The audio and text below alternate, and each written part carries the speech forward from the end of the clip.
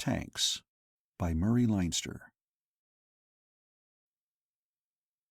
The deciding battle of the War of 1932 was the first in which the use of infantry was practically discontinued. History of the U.S., 1920 to 1945, Greg Harley. 2 miles of American front had gone dead, and on 2 lone infantrymen, lost in the menace of the fog gas and the tanks, depended the outcome of the War of 1932. The persistent, oily smell of fog gas was everywhere, even in the little pillbox. Outside, all the world was blotted out by the thick gray mist that went rolling slowly across the country with the breeze. The noises that came through it were curiously muted. Fog gas mutes all noises somewhat, but somewhere to the right artillery was pounding something with HE shell, and there were those little spitting undercurrent explosions that told of tanks in action. To the right there was a distant rolling of machine gun fire. In between was an utter, solemn silence. Sergeant Coffey, disreputable to look at and disrespectful of mien, was sprawling over one of the gunner's seats and talking into a field telephone while mud dripped from him. Corporal Wallace, equally muddy and still more disreputable, was painstakingly manufacturing one complete cigarette from the pinched-out butts of 4 others. Both were rifle infantry. Neither had any right or reason to be occupying a definitely machine-gun section post. The fact that the machine-gun crew was all dead did not seem to make much difference to Sector HQ at the other end of the telephone wire, judging from the questions that were being asked. "I tell you," drawled Sergeant Coffey, "they're dead. Yeah, all dead. Just as dead as when I told you the first time, maybe even deader. Gas, of course. I don't know what kind. Yeah. They got their masks on." He waited, looking speculatively at the cigarette Corporal Wallace had in manufacture. It began to look imposing. Corporal Wallace regarded it affectionately. Sergeant Coffey put his hand over the mouthpiece and looked intently at his companion. "Give me a drag of that, Pete," he suggested. "I'll slip you some butts in a minute." Corporal Wallace nodded and proceeded to light the cigarette with infinite artistry. He puffed delicately upon it, inhaled it with the care a man learns when he has just so much tobacco and never expects to get any more, and reluctantly handed it to Sergeant Coffey. Sergeant Coffey emptied his lungs in a sigh of anticipation. He put the cigarette to his lips. It burned brightly as he drew upon it. Its tip became brighter and brighter until it was white-hot, and the paper crackled as the line of fire crept up the tube.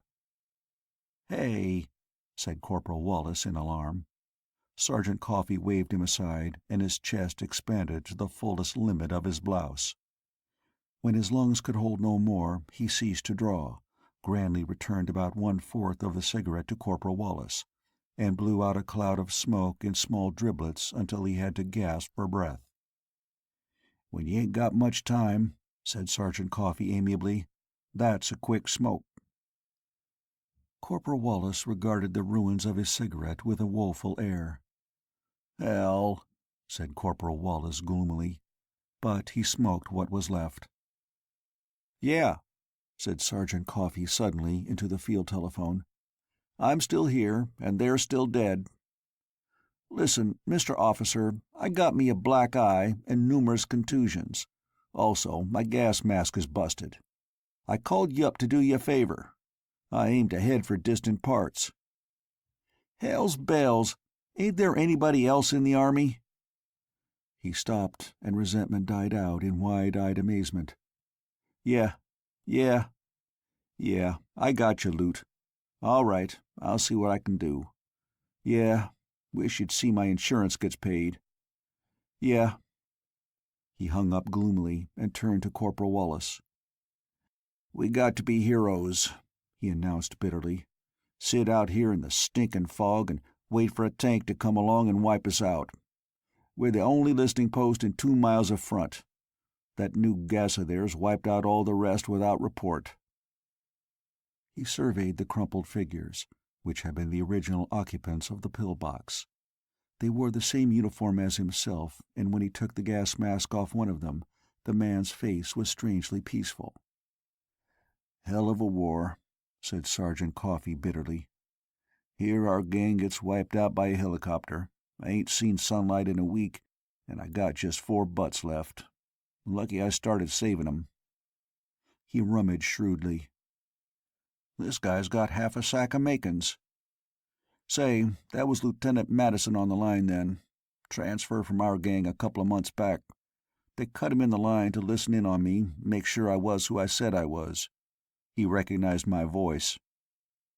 Corporal Wallace, after smoking to the last and ultimate puff, pinched out his cigarette and put the fragments of a butt back in his pocket. "What we got to do?" he asked, watching as Sergeant Coffey divided the treasure trove into 2 scrupulously exact portions. "Nothin'," said Coffey bitterly, "except find out how this gang got wiped out, and a few little things like that. Half the front line is in the air. The planes can't see anything, of course, and nobody dares cut the fog gas to look. He didn't say much, but he said for God's sake find out something." Corporal Wallace gloated over 1/4 of a sack of tobacco and stowed it away. "The infantry gets the dirty end of the stick," he said gloomily.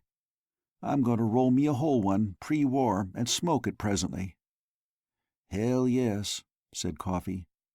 He examined his gas mask from force of habit before stepping out into the fog once more, then contemptuously threw it aside. "Gas masks, hell. Ain't worth having. Come on." Corporal Wallace followed as he emerged from the little round cone of the pillbox. The gray mist that was fog gas hung over everything. There was a definite breeze blowing, but the mist was so dense that it did not seem to move. It was far enough from the fog flares for the least trace of striation to have vanished. 15 miles to the north, the fog flares were placed, ranged by hundreds and by thousands, burning one after another as the fog service set them off, and sending out their incredible masses of thick gray vapor in long threads that spread out before the wind, coalesced, and made a smoke screen to which the puny efforts of the last war, the war that was to make the world safe for democracy, were as nothing. Here, 15 miles downwind from the flares, it was possible to see clearly in a circle approximately 5 feet in diameter. At the edge of that circle, outlines began to blur. At 10 feet, all shapes were the faintest of bulks, the dimmest of outlines. At 15 feet, all was invisible, hidden behind a screen of mist. "Cast around," said Coffey gloomily. "Maybe we'll find a shell, or tracks of a tank or something that chucked the gas here." It was rather ludicrous to go searching for anything in that mass of vapor. At 3 yards' distance they could make each other out as dim outlines, no more. But it did not even occur to them to deplore the mist. The war, which had already been christened by the politicians at home the last war, was always fought in a mist. The infantry could not stand against tanks. Tanks could not live under aircraft-directed artillery fire, not when 40 guns fired salvos for the aircraft to spot, and neither artillery nor aircraft could take any advantage of a victory which either, under special conditions, might win. The general staffs of both the United States and the prominent nation, let's say the Yellow Empire, at war with it, had come to a single conclusion. Tanks or infantry were needed for the use of victories. Infantry could be destroyed by tanks, but tanks could be hidden from aerial spotters by smoke screens. The result was fog gas, which was being used by both sides in the most modern fashion when, their own unit wiped out and themselves wandering aimlessly in the general direction of the American rear, Sergeant Coffey and Corporal Wallace stumbled upon an American pillbox with its small garrison lying dead. For 40 miles in one direction, and perhaps 30 in the other, the vapor lay upon the earth.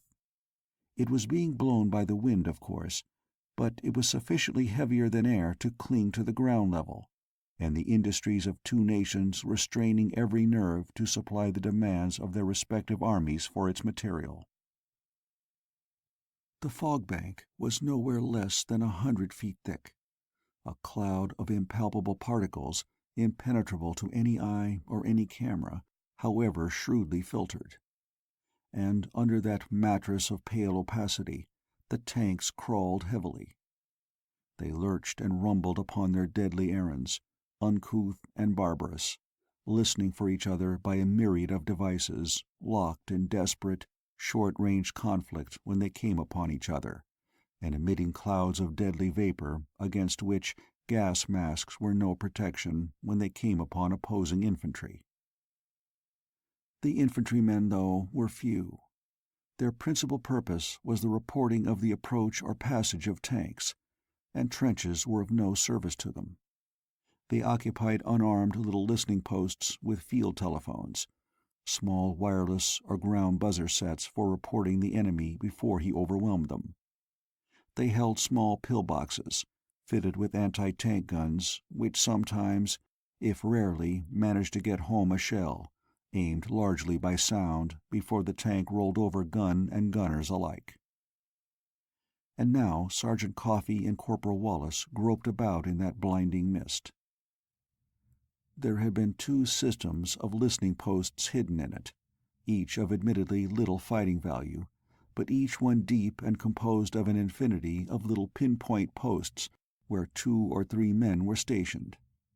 The American posts, by their reports, had assured the command that all enemy tanks were on the other side of a certain definite line.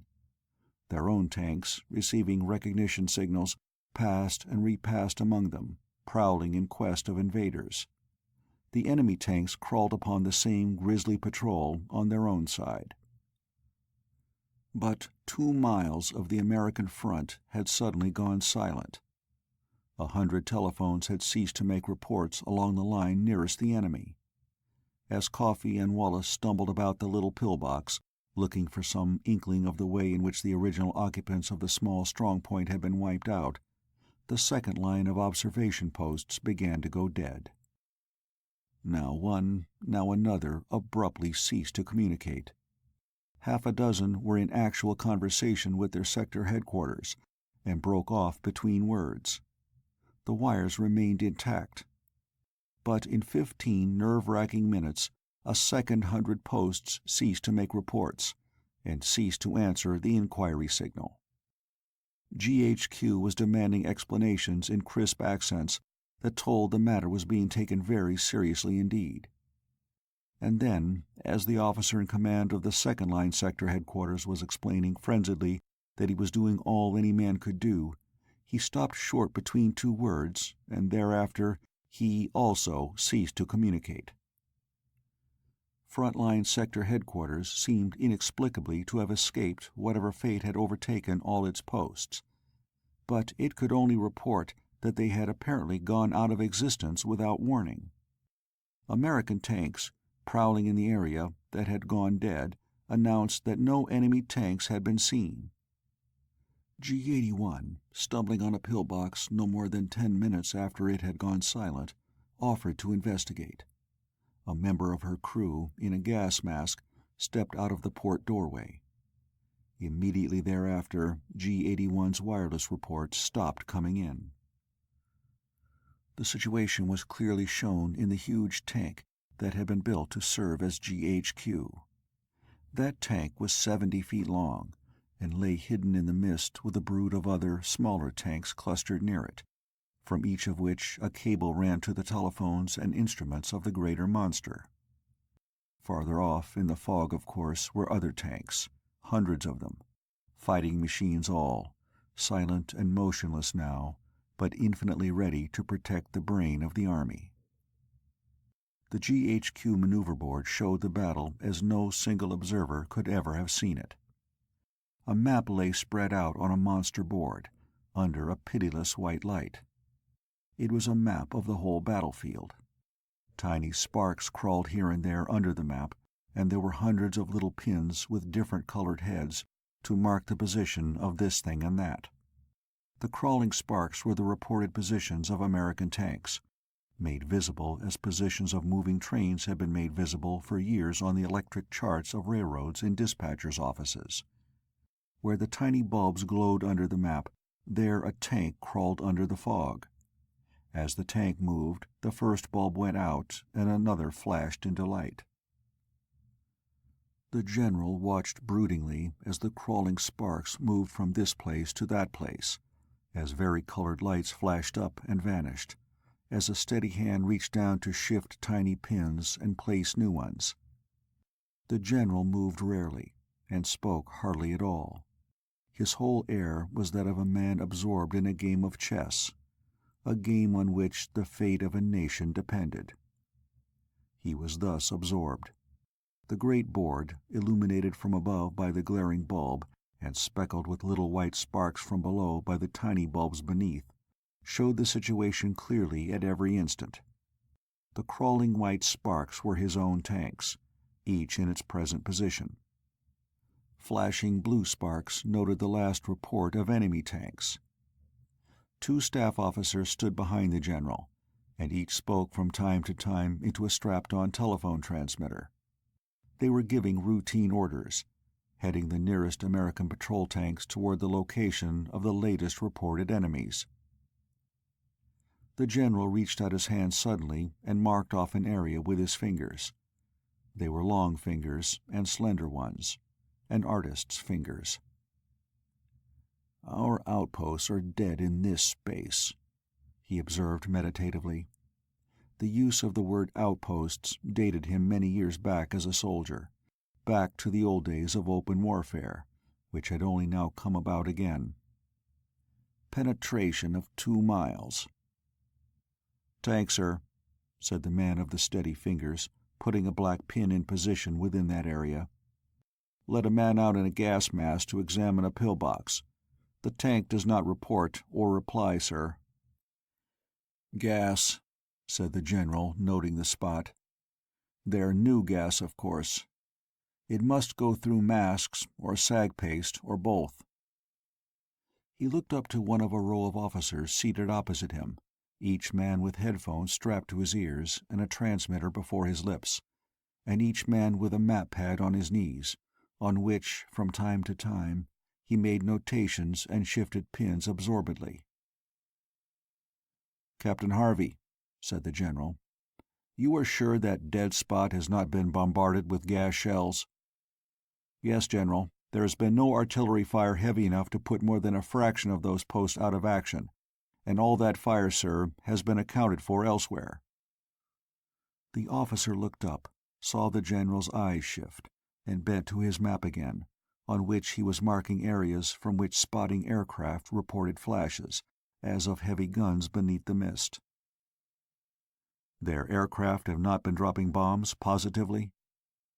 A second officer glanced up from his own map. "Our planes cover all that space, sir, and have for some time." "They either have a noiseless tank," observed the general meditatively, "or—" The steady fingers placed a red pin at a certain spot. "One observation post, sir, has reopened communication.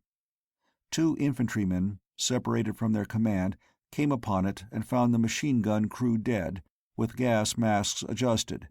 No tanks or tracks. They are identified, sir, and are now looking for tank tracks or shells." The general nodded emotionlessly. "Let me know immediately." He fell back to the ceaseless study of the board with its crawling sparks and sudden flashes of light. Over at the left, there were 4 white sparks crawling toward a spot where a blue flash had showed a little while since. A red light glowed suddenly where one of the white sparks crawled. One of the 2 officers behind the general spoke crisply. Instantly, it seemed, the other 3 white sparks changed their direction of movement. They swung toward the red flash, the point where a wireless from the tank represented by the first white flash had reported contact with the enemy. "Enemy tank destroyed here, sir," said the voice above the steady fingers. "Wiped out 3 of our observation posts," murmured the general. "His side knows it. That's an opportunity. Have those posts reoccupied." "Orders given, sir," said a staff officer from behind. "No reports as yet, The general's eyes went back to the space 2 miles wide and 2 miles deep, in which there was only a single observation post functioning, and that in charge of 2 strayed infantrymen.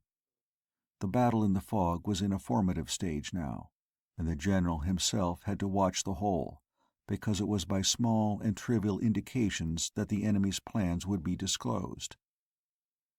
The dead area was no triviality, however. Half a dozen tanks were crawling through it, reporting monotonously that no sign of the enemy could be found. One of the little sparks representing those tanks abruptly went out.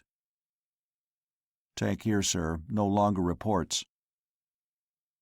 The general watched with lackluster eyes, his mind withdrawn in thought. "Send 4 helicopters," he said slowly, "to sweep that space. We'll see what the enemy does." One of the seated officers opposite him spoke swiftly. Far away, a roaring set up and was stilled. The helicopters were taking off. They would rush across the blanket of fog, their vertical propellers sending blasts of air straight downward. For most of their sweep, they could keep a good height, but above the questionable ground they would swoop down to barely above the fog blanket. There their monstrous screws would blow holes in the fog until the ground below was visible.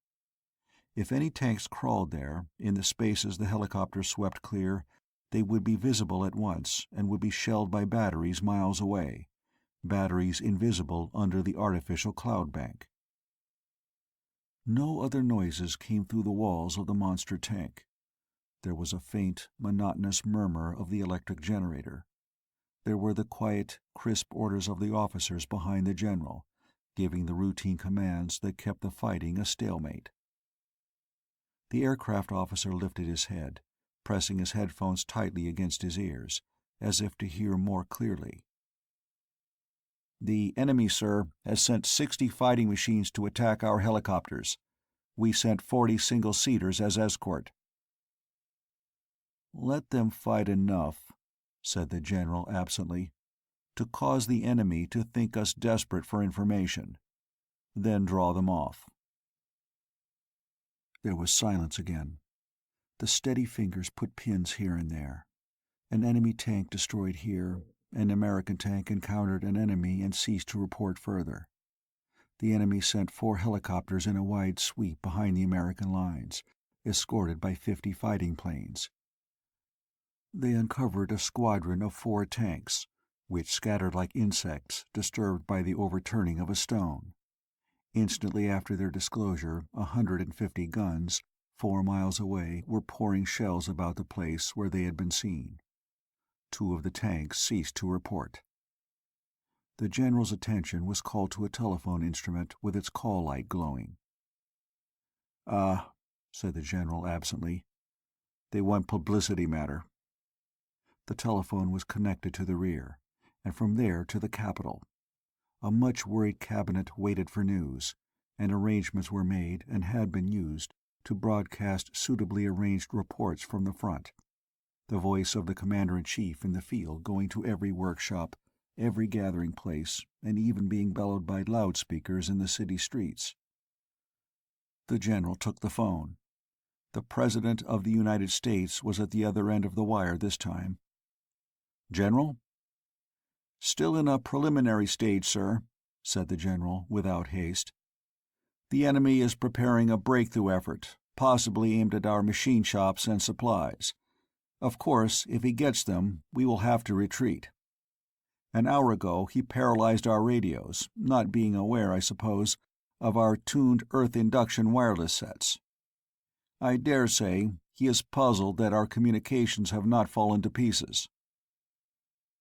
"But what are our chances?" The voice of the President was steady, but it was strained. "His tanks outnumber ours 2 to 1, of course, sir," said the general calmly. "Unless we can divide his fleet and destroy a part of course we will be crushed in a general combat. But we are naturally trying to make sure that any such action will take place within point-blank range of our artillery, which may help a little. We will cut the fog to secure that help, risking everything if a general engagement occurs." There was silence. The President's voice, when it came, was more strained still. "Will you speak to the public, General?" "3 sentences. I have no time for more." There were little clickings on the line, while the General's eyes returned to the board that was the battlefield in miniature. He indicated a spot with his finger. "Concentrate our reserve tanks here," he said meditatively. "Our fighting aircraft here. At once." The 2 spots were at nearly opposite ends of the battlefield. The Chief of Staff, checking the General's judgment with the alert suspicion that was the latest addition to his duties, protested sharply. "But, sir, our tanks will have no protection against helicopters." "I am quite aware of it," said the General mildly. He turned to the transmitter. A thin voice had just announced at the other end of the wire, "The Commander-in-Chief of the Army in the field will make a statement." The General spoke unhurriedly. "We are in contact with the enemy, have been for some hours. We have lost 40 tanks, and the enemy, we think, 60 or more. No general engagement has taken place, but we think decisive action on the enemy's part will be attempted within 2 hours. The tanks in the field need now, as always, ammunition, spare tanks, and the special supplies for modern warfare. In particular, we require ever-increasing quantities of fog gas. I appeal to your patriotism for reinforcements of material and men." He hung up the receiver and returned to his survey of the board. "Those 3 listening posts," he said abruptly, indicating a place near where an enemy tank had been destroyed. "Have they been reoccupied?" "Yes, sir. Just reported. The tank they reported rolled over them, destroying the placement. They are digging in." "Tell me," said the General, "when they cease to report again. They will." He watched the board again, and without lifting his eyes from it, spoke again. "That listening post in the dead sector, with the 2 strayed infantrymen in it, was it reported?" "Not yet, sir." "Tell me immediately it does." The General leaned back in his chair and deliberately relaxed. He lighted a cigar and puffed at it, his hands quite steady. Other officers, scenting the smoke, glanced up enviously. But the General was the only man who might smoke. The enemy's gases, like the American ones, could go through any gas mask if in sufficient concentration. The tanks were sealed like so many submarines, and opened their interiors to the outer air only after that air had been thoroughly tested and proven safe. Only the General might use up more than a man's allowance for breathing.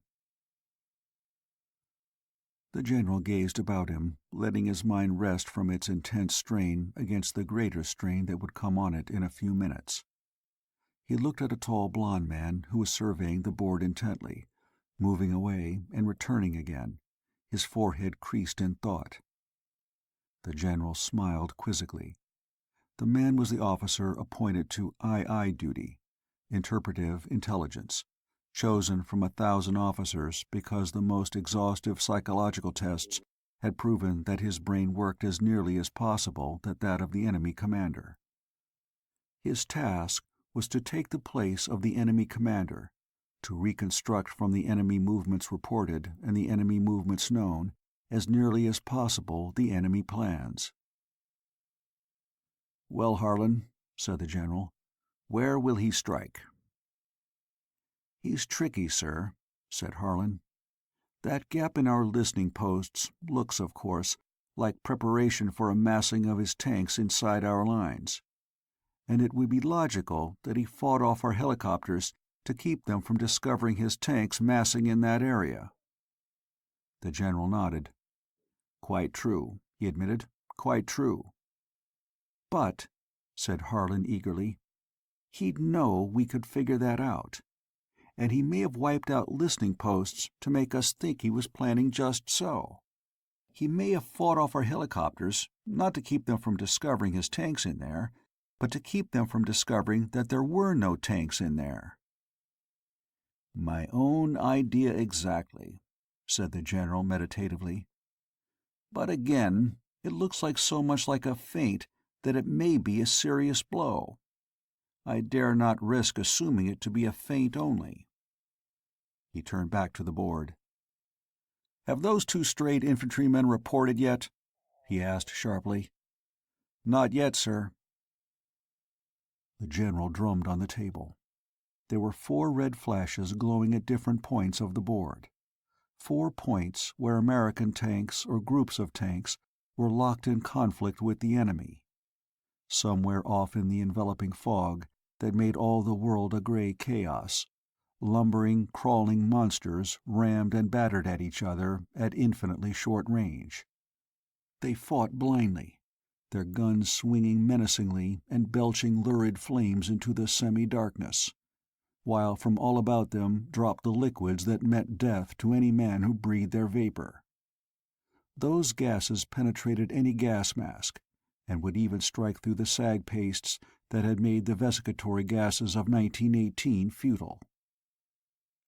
With tanks by thousands hidden in the fog, 4 small combats were kept up. 4 only. Battles fought with tanks as the main arm are necessarily battles of movement, more nearly akin to cavalry battles than any other, unless it be fleet actions. When the main bodies come into contact, the issue is decided quickly. There can be no long, drawn-out stalemates, such as infantry trenches produced in years past.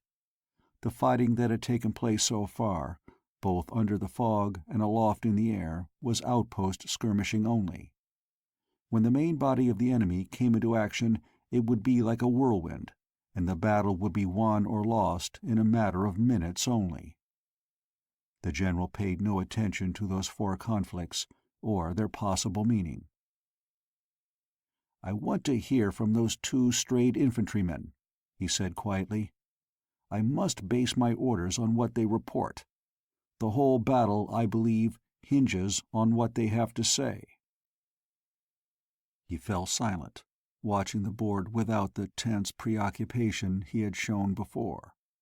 He knew the moves he had to make in any of 3 eventualities. He watched the board to make sure he would not have to make those moves before he was ready. His whole air was that of waiting. The Commander-in-Chief of the Army of the United States, waiting to hear what he would be told by 2 strayed infantrymen lost in the fog that covered a battlefield. The fog was neither more dense nor any lighter where Corporal Wallis paused to roll his pre-war cigarette. The tobacco came from the gassed machine-gunner in the pillbox a few yards off. Sergeant Coffey, 3 yards distant, was a blurred figure. Corporal Wallis put his cigarette into his mouth, struck his match, and puffed delicately. "Ah," said Corporal Wallis, and cheered considerably. He thought he saw Sergeant Coffey moving toward him and ungenerously hid his cigarette's glow. Overhead, a machine-gun suddenly burst into a rattling roar, the sound sweeping above them with incredible speed. Another gun answered it. Abruptly, the whole sky above them was an inferno of such tearing noises, and immediately after they began a multitudinous bellowing set up. Airplanes on patrol ordinarily kept their engines muffled, in hopes of locating a tank below them by its noise. But in actual fighting, there was too much power to be gained by cutting out the muffler for any minor motive to take effect. 100 aircraft above the heads of the 2 strayed infantrymen were fighting madly about 5 helicopters. 200 yards away, one fell to the earth with a crash, and immediately afterward there was a hollow boom. For an instant, even the mist was tinged with yellow from the exploded gasoline tank. But the roaring above continued, not mounting, as in a battle between opposing patrols of fighting planes, when each side finds height a decisive advantage, but keeping nearly to the same level, little above the bank of cloud.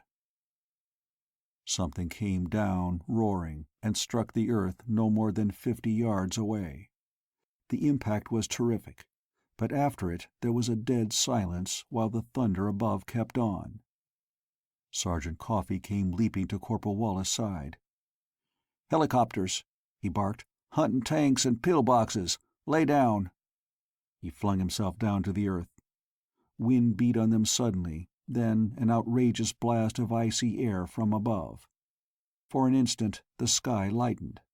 They saw a hole in the mist, saw the little pillbox clearly, saw a huge framework of supporting screws sweeping swiftly overhead with figures in it watching the ground through wide-angle glasses, and machine gunners firing madly at dancing things in the air. Then it was gone. "One of ours!" shouted Coffey in Wallace's ear. "They're trying to find the Yellow's tanks!" The center of the roaring seemed to shift, perhaps to the north. Then a roaring drowned out all the other roarings. This one was lower down and approaching in a rush. Something swooped from the south, a dark blotch in the lighter mist above.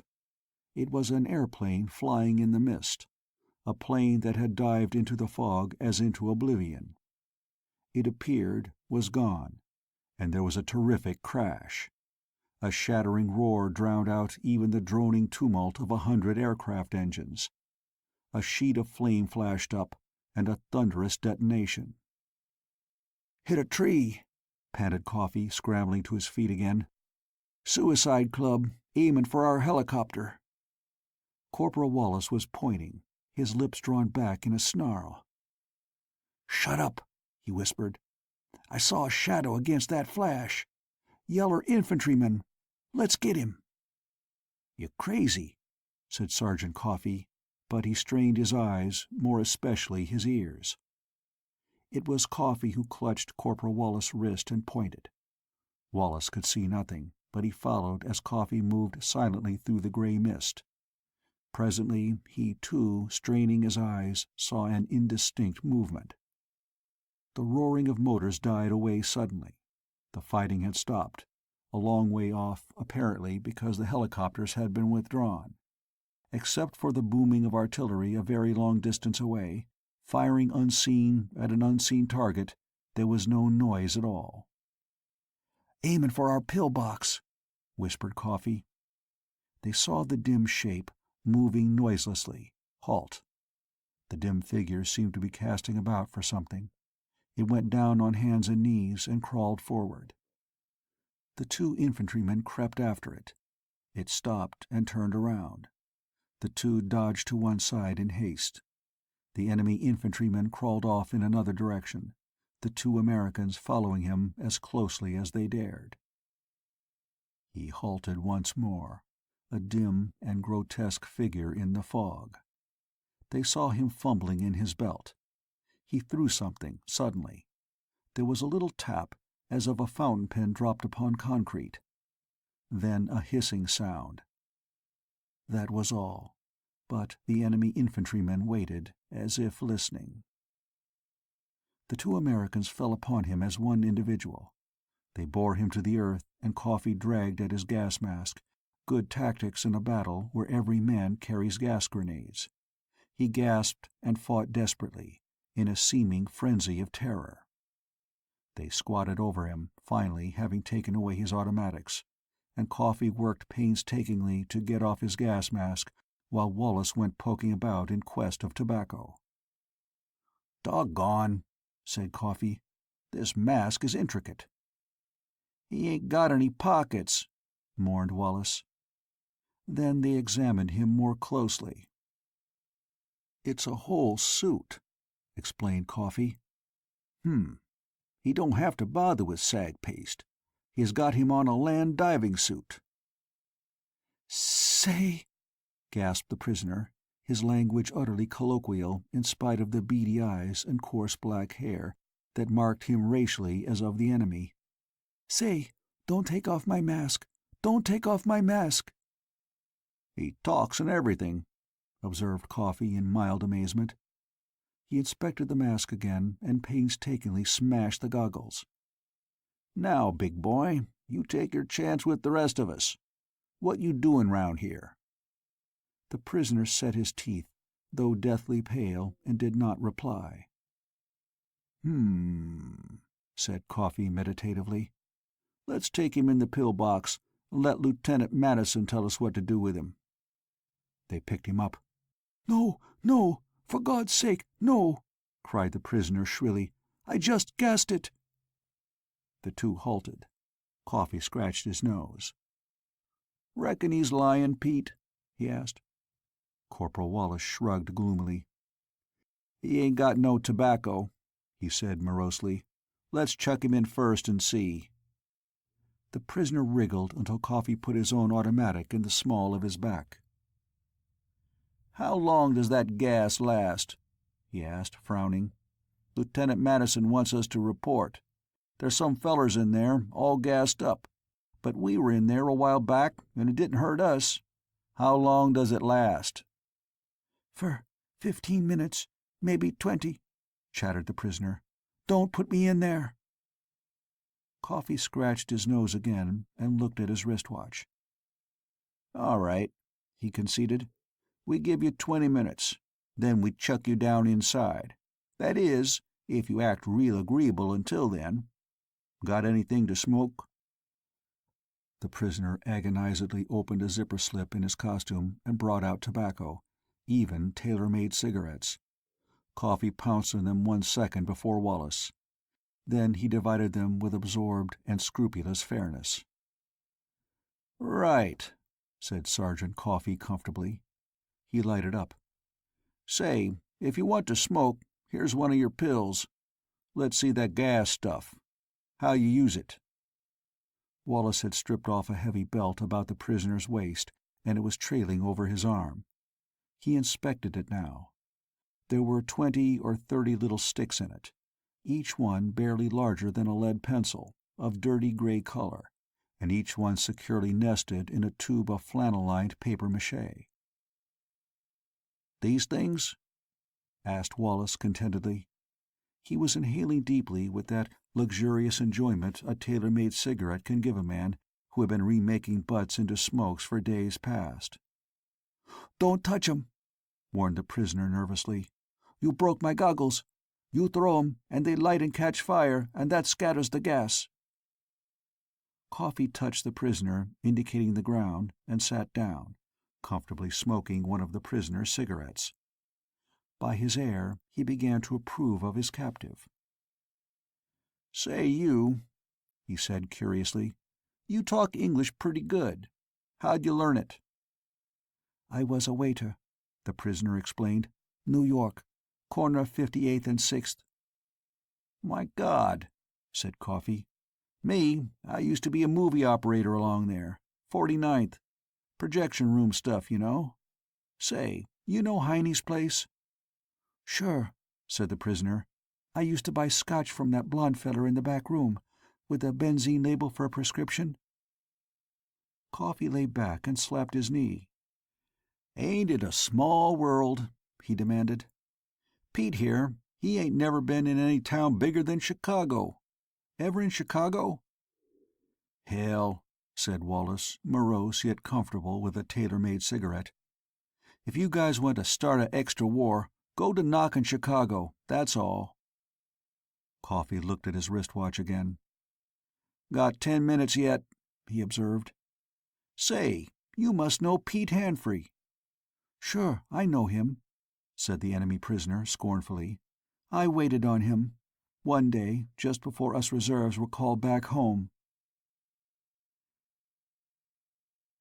In the monster tank that was headquarters, the general tapped his fingers on his knees. The pale white light flickered a little as it shone on the board where the bright sparks crawled. White sparks were American tanks. Blue flashes were for enemy tanks sighted and reported, usually in the 3-second interval between their identification and the annihilation of the observation post that had reported them. Red glows showed encounters between American and enemy tanks. There were a dozen red glows visible, with from 1 to a dozen white sparks hovering about them. It seemed as if the whole front line were about to burst into a glare of red, were about to become one long lane of conflicts in impenetrable obscurity, where metal monsters roared and rumbled and clanked one against the other, bellowing and belching flame and ramming each other savagely, while from them dripped the liquids that made their breath mean death. There were nightmarish conflicts in progress under the blanket of fog, unparalleled save perhaps in the undersea battles between submarines in the previous European war. The Chief of Staff looked up, his face drawn. "General," he said harshly, "it looks like a frontal attack all along our line." The general's cigar had gone out. He was pale, but calm with an iron composure. "Yes," he conceded. "But you forget that blank spot in our line. We do not know what is happening there." "I am not forgetting it, but the enemy outnumbers us 2-1. "I am waiting," said the general, "to hear from those 2 infantrymen who reported some time ago from a listen post in the dead area." The Chief of Staff pointed to the outline formed by the red glows where tanks were battling. "Those fights are keeping up too long," he said sharply. "General, don't you see? They're driving back our line, but they aren't driving it back as fast as if they were throwing their whole weight on it. If they were making a frontal attack there, they'd wipe out the tanks we have facing them. They'd roll right over them. That's a feint. They're concentrating in the dead space." "I am waiting," said the general softly, "to hear from those 2 infantrymen." He looked at the board again and said quietly, "Have the call signal sent them. They may answer." He struck a match to relight his dead cigar. His fingers barely quivered as they held the match.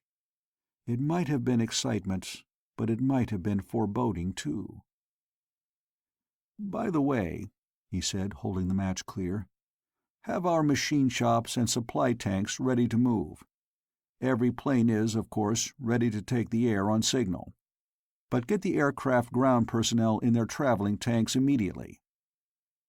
Voices began to murmur orders as the general puffed. He watched the board steadily. "Let me know if anything is heard from these infantrymen." There was a definite air of strain within the tank that was headquarters. It was a sort of tensity that seemed to emanate from the general himself. Where Coffee and Wallace and the prisoner squatted on the ground, however, there was no sign of strain at all. There was a steady gabble of voices. "What kind of rations they give you?" asked Coffee interestedly.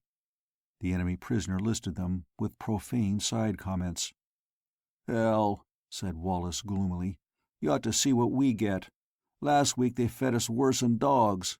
And the canteen stuff—" "Your tank men, they get treated fancy?" asked the prisoner. Coffee made a reply consisting almost exclusively of high-powered expletives. "And the infantry gets it in the neck every time," he finished savagely. "We do all the work." Guns began to boom far away.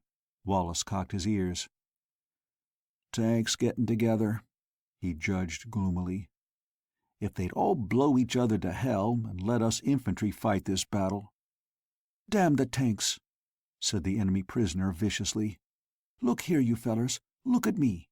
They sent a battalion of us out in 2 waves. We hike along by compass through the fog, supposed to be 5 paces apart. We come on a pillbox or listening post, we gas it and go on. We try not to make a noise. We try not to get seen before we use our gas. We go on deep in your line as we can. We hear one of your tanks, we dodge it if we can, so we don't get seen at all. Of course, we give it a dose of gas in passing just in case. But we don't get any orders about how far to go or how to come back. We ask for recognition signals for our own tanks, and they grin and say we won't see none of our tanks till the battle's over. They say, reform and march back when the fog is out. Ain't that pretty for you?" "Use second wave?" asked Coffee with interest. The prisoner nodded. "Mopping up," he said bitterly, "what the first wave left. No fun in that. We go along gassing dead men, and all the time your tanks is raving around to find out what's happening to their listening posts. They run into us." Coffee nodded sympathetically. "The infantry always gets the dirty end of the stick," said Wallace morosely. Somewhere something blew up with a violent explosion. The noise of battle in the distance became heavier and heavier. "Going it strong," said the prisoner, listening. "Yeah," said Coffee. He looked at his wristwatch. "Say, that 20 minutes is up. You go down in there first, big boy." They stood beside the little pillbox. The prisoner's knee shook. "Say, fellers," he said pleadingly, "they told us that stuff would scatter in 20 minutes, but you busted my mask. Yours ain't any good against this gas. I'll have to go down in there if you fellers make me, but—" Coffee lighted another of the prisoner's tailor-made cigarettes. "Give you 5 minutes more," he said graciously. "I don't suppose it'll ruin the war." They sat down relievedly again, while the fog gas made all the earth invisible behind a pall of grayness, a grayness from which the noises of battle came. In the tank that was headquarters, the air of strain was pronounced. The maneuver board showed the situation as close to desperation now. The reserve tank positions had been switched on the board, dim orange glows, massed in curiously precise blocks. And little squares of green showed there that the supply and machine shop tanks were massed. They were moving slowly across the maneuver board. But the principal change lay in the front-line indications. The red glows that showed where tank battles were in progress formed an irregularly curved line now. There were 20 or more such isolated battles in progress, varying from single combats between single tanks to greater conflicts where 20 to 30 tanks to a side were engaged. And the positions of those conflicts were changing constantly, and invariably the American tanks were being pushed back. The two staff officers behind the general were nearly silent. There were few sparks crawling within the American lines now. Nearly every one had been diverted into front-line battles. The two men watched the board with feverish intensity, watching the red glows moving back and back. The chief of staff was shaking like a leaf, watching the American line stretched and stretched. The general looked at him with a twisted smile. "I know my opponent," he said suddenly. "I had lunch with him once in Vienna. We were attending a disarmament conference." He seemed to be amused at the ironic statement. "We talked war and battles, of course, and he showed me, drawing on the tablecloth, the tactical scheme that should have been used at Cambrai back in 1917. It was a singularly perfect plan. It was a beautiful one." "General," burst out one of the two staff officers behind him, "I need 20 tanks from the reserves." "Take them," said the general. He went on, addressing his chief of staff. "It was an utterly flawless plan. I talked to other men.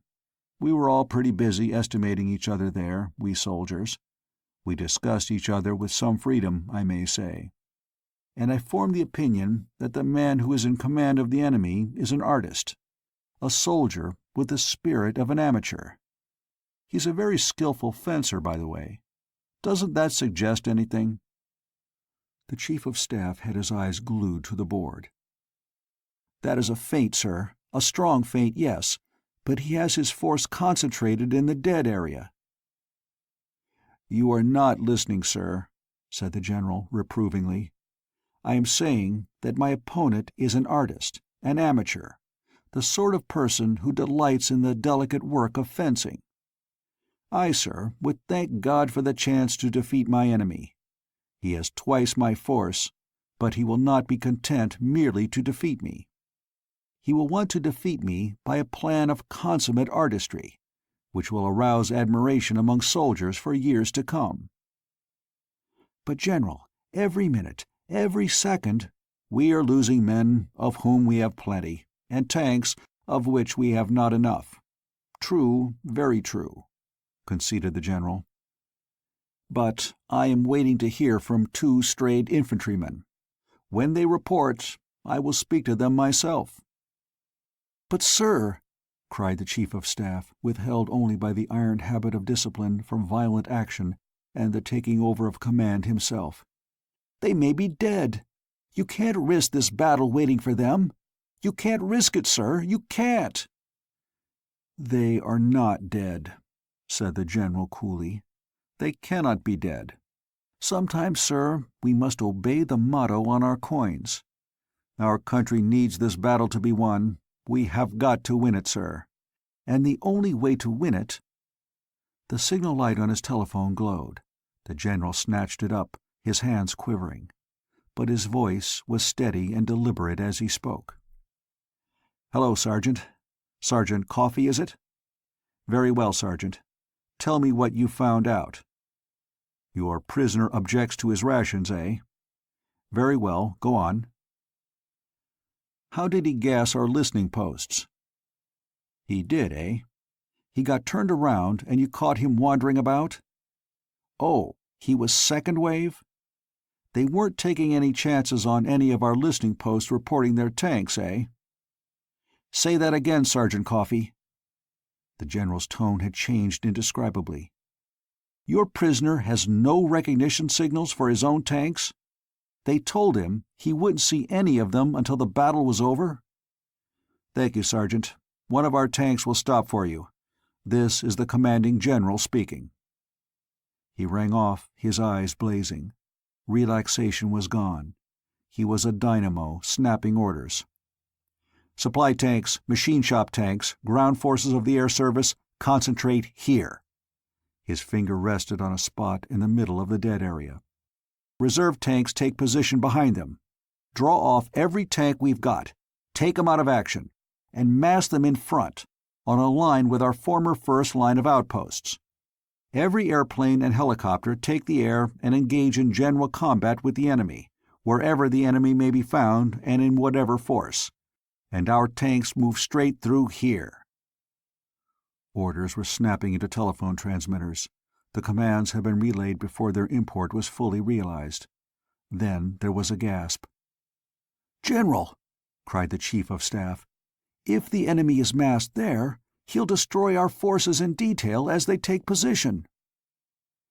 "He isn't massed there," said the General, his eyes blazing. "The infantrymen who were gassing our listening posts were given no recognition signals for their tanks. Sergeant Coffee's prisoner has his gas mask broken and is in deadly fear. The enemy commander is foolish in many ways, perhaps, but not foolish enough to break down morale by refusing recognition signals to his own men who will need them. And look at the beautiful plan he's got." He sketched half a dozen lines with his fingers, moving them in lightning gestures as his orders took effect. "His main force is here, behind those skirmishes that look like a feint. As fast as we reinforce our skirmishing line, he reinforces his. Just enough to drive our tanks back slowly. It looks like a strong feint, but it's a trap. This dead space is empty. He thinks we are concentrating to face it.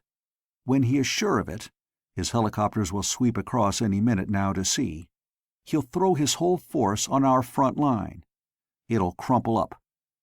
His whole fighting force will smash through to take us, facing the dead space in the rear. With twice our numbers, he'll drive us before him." "But, General, you're ordering a concentration there. You're falling in with his plans." The General laughed. "I had lunch with the General in command over there once upon a time. He is an artist. He won't be content with a defeat like that. He'll want to make his battle a masterpiece, a work of art. There's just one touch he can add. He has to have reserves to protect his supply tanks and machine shops. They're fixed. The ideal touch, the perfect tactical fillip will be here. Look, he expects to smash in our rear here. The heaviest blow will fall here. He will swing around our right wing, drive us out of the dead area into his own lines, and drive us on his reserves. Do you see it? He'll use every tank he's got in one beautiful final blow. We'll be outwitted, outnumbered, outflanked, and finally caught between his main body and his reserves and pounded to bits.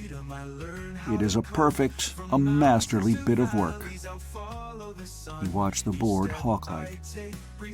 We'll concentrate, but our machine shops and supplies will concentrate with us. Before he has time to take us in rear, we'll drive ahead, in just the line he plans for us. We don't wait to be driven into his reserves. We roll into them and over them. We smash his supplies. We destroy his shops. And then we can advance along his line of communication and destroy it, our own depots being blown up, give the orders when necessary, and leaving him stranded with motor-driven tanks, motorized artillery, and nothing to run his motors with. He'll be marooned beyond help in the middle of our country, and we will have him at our mercy when his tanks run out of fuel. As a matter of fact, I shall expect him to surrender in 3 days. The little blocks of green and yellow that had showed the position of the reserve and supply tanks changed abruptly to white, and began to crawl across the maneuver board. Other little white sparks turned about. Every white spark upon the maneuver board suddenly took to itself a new direction. "Disconnect cables," said the general crisply. "We move with our tanks in the lead." The monotonous humming of the electric generator was drowned out in a thunderous uproar that was muffled as an airtight door was shut abruptly. 15 seconds later there was a violent lurch, and the colossal tank was on the move in the midst of a crawling, thundering horde of metal monsters whose lumbering progress shook the earth. Sergeant Coffey, still blinking his amazement, absent-mindedly lighted the last of his share of the cigarettes looted from the prisoner. "The big guy himself," he said, still stunned. "My God, the big guy himself!" A distant thunder began, a deep-toned rumbling that seemed to come from the rear. It came nearer and grew louder. A peculiar quivering seemed to set up in the earth. The noise was tanks moving through the fog. Not one tank, or 2 tanks, or 20 tanks, but all the tanks in creation rumbling and lurching at their topmost speed in serried array. Corporal Wallace heard and turned pale. The prisoner heard, and his knees caved in. "Hell," said Corporal Wallace despairingly. "They can't see us, and they couldn't dodge us if they did." The prisoner wailed and slumped to the floor. Coffey picked him up by the collar and jerked him out of the pillbox. "Come on, Pete," he ordered briefly. "They ain't givin' us a infantryman's chance, but maybe we can do some dodgin'." Then the roar of engines, of metal treads crushing upon earth and clinking upon their joints, drowned out all possible other sounds. Before the 3 men beside the pillbox could have moved a muscle, monster shapes loomed up, rushing, rolling, lurching, squeaking. They thundered past, and the hot fumes of their exhaust enveloped the trio. Coffey growled and put himself in a position of defiance. His feet braced against the concrete of the pillbox dome. His expression was snarling and angry, but surreptitiously he crossed himself. He heard the fellows of the 2 tanks that had roared by him, thundering along in alignment to the right and left. A 20-yard space, a second row of the monsters came hurtling on, gun muzzles gaping, gas tubes elevated, spitting smoke from their exhausts that was even thicker than the fog. A third row, a fourth, a fifth. The universe was a monster uproar. One could not think in this volume of sound. It seemed that there was fighting overhead. Crackling noises came feebly through the reverberating uproar that was the Army of the United States in full charge. Something came whirling down through the overhanging mist and exploded in a lurid flare that, for a second or two, cast the grotesque shadows of a row of tanks clearly before the trio of shaken infantrymen. Still the tanks came on and roared past. 20 tanks, 21, 22. Coffey lost count, dazed and almost stunned by the sheer noise. It rose from the earth and seemed to be echoed back from the topmost limit of the skies. It was a colossal din, an incredible uproar, a sustained thunder that beat at the eardrums like the reiterated concussions of 1,000 guns that fired without ceasing. There was no intermission, no cessation of the tumult. Row after row after row of the monsters roared by, beaked and armed, going greedily with hungry guns into battle. And then, for a space of seconds, no tanks passed. Through the pandemonium of their going, however, the sound of firing somehow seemed to creep. It was gunfire of incredible intensity, and it came from the direction in which the front-rank tanks were heading. 48, 49, 40-10, 40-11, muttered Coffey dazedly, his senses beaten down almost to unconsciousness by the ordeal of sound. God, the whole army went by! The roaring of the fighting tanks was less, but it was still a monstrous din.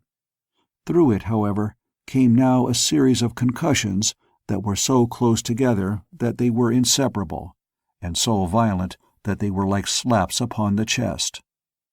Then came other noises, louder only because nearer. These were different noises, too, from those the fighting tanks had made. Lighter noises. The curious, misshapen service tanks began to rush by, of all sizes and all shapes. Fuel carrier tanks, machine shop tanks, huge ones these, commissary tanks. Something enormous and glistening stopped short. A door opened. A voice roared an order. The three men, beaten and whipped by noise, stared dumbly.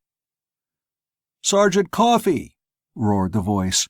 "Bring your men, quick!" Coffey dragged himself back to a semblance of life. Corporal Wallace moved forward, sagging. The two of them loaded their prisoner into the door and tumbled in. They were instantly sent into a heap as the tank took up its progress again with a sudden sharp leap. "Good man," grinned a sooty-faced officer, clinging to a handhold. "The general sent special orders you were to be picked up. Said you'd won the battle. It isn't finished yet, but when the general says that—" "Battle?" said Coffey dully. "This ain't my battle. It's a parade of a lot of damn tanks." There was a howl of joy from somewhere above. Discipline in the machine shop tanks was strict enough, but vastly different in kind from the formality of the fighting machines. "Contact!" roared the voice again. "General Wireless is going again. Our fellows have rolled over their reserves and are smashing their machine shops and supplies." Yells reverberated deafeningly inside the steel walls, already filled with tumult from the running motors and rumbling treads. "Smashed 'em up!" shrieked the voice above, insane with joy. "Smashed 'em! Smashed 'em! Smashed 'em! We've wiped out their whole reserve, and—" A series of detonations came through even the steel shell of the lurching tank. Detonation so violent, so monstrous, that even through the springs and treads of the tank the earth concussion could be felt. "There goes their ammunition! We set off all their dumps!" There was sheer pandemonium inside the service tank, speeding behind the fighting force with only a thin skin of reserve tanks between it and a panic-stricken, mechanically pursuing enemy. "Yell, you birds!" screamed the voice. "The general says we've won the battle! Thanks to the fighting force! We're to go on and wipe out the enemy line of communications, letting him chase us till his gas gives out. Then we come back and pound him to bits. Our tanks have wiped him out." Coffey managed to find something to hold on to. He struggled to his feet. Corporal Wallace, recovering from the certainty of death and the torture of sound, was being very seasick from the tank's motion. The prisoner moved away from him on the steel floor. He looked gloomily up at Coffey. "Listen to 'em," said Coffey bitterly. "Tanks, tanks, tanks. Hell, if they'd given us infantry a chance—" "You said it," said the prisoner savagely. "This is a hell of a way to fight a war." Corporal Wallace turned a greenish face to them. "The infantry always gets the dirty end of the stick," he gasped. Now they makin' infantry ride in tanks. Hell,